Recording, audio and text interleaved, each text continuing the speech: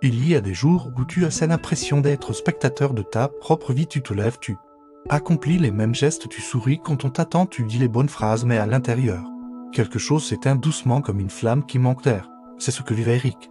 Il avançait sans direction, avec cette sensation étrange d'être présent mais absent à la fois. Ses collègues le voyaient comme quelqu'un de fiable, ses proches comme quelqu'un de solide. Mais personne ne voyait qu'à l'intérieur il se sentait vide, usé, comme s'il avait oublié pourquoi il faisait tout cela. Un soir, alors qu'il marchait dans sa ville après une longue journée, il s'est arrêté devant une vitrine. Derrière la vitre, un tableau représentait un phare, dressé au milieu de vagues puissantes, éclairant encore malgré la tempête. Eric est resté là de longues minutes, incapable de détourner le regard. Ce phare lui a rappelé quelque chose qu'il avait enfoui depuis des années. Quand il était adolescent, il rêvait de devenir marin, d'explorer le monde, de chercher l'horizon au lieu de se contenter d'un couloir gris.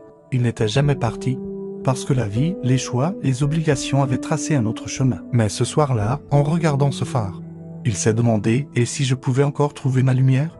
Cette question a tourné dans sa tête toute la nuit. Le lendemain, sans réfléchir longtemps, il a acheté un carnet.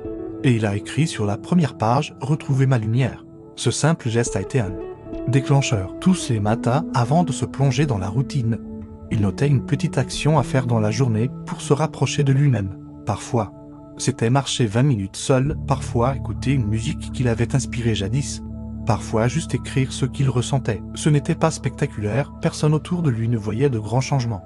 Mais à l'intérieur, quelque chose se remettait à bouger.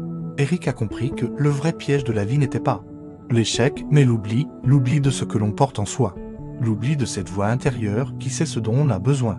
Alors il a décidé de ne plus la faire taire. Il a repris la lecture, il a commencé à dessiner même maladroitement. Il a renoué avec des amis qu'il avait laissés de côté. Petit à petit, la lourdeur a laissé place à une énergie différente. Un soir, en regardant le ciel rempli d'étoiles, il a ressenti une émotion qu'il croyait perdue, de l'espoir. Pas l'espoir naïf que tout irait bien d'un coup, mais l'espoir solide qui dit « Je peux encore avancer, je peux encore changer, je peux encore vivre ». Et ce soir-là, il a compris qu'il n'était pas trop tard. Et toi, qui écoutes ces mots, peut-être que tu ressens la même chose qu'Eric, peut-être que tu crois que tes rêves sont loin derrière toi, que tu es trop fatigué pour recommencer, que ta lumière s'est éteinte. Mais laisse-moi te dire une chose, ta lumière ne s'est jamais éteinte. Elle est là, cachée sous la poussière des années, sous les blessures, sous les doutes. Mais elle existe encore. Tu n'as pas besoin d'un miracle, tu n'as pas besoin que tout soit parfait. Tu as juste besoin d'un premier pas, même petit, même fragile.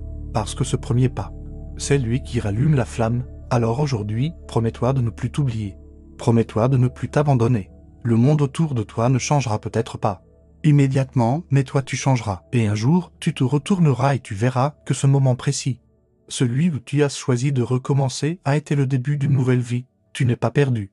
Tu n'es pas brisé, tu es en chemin pour retrouver ta lumière.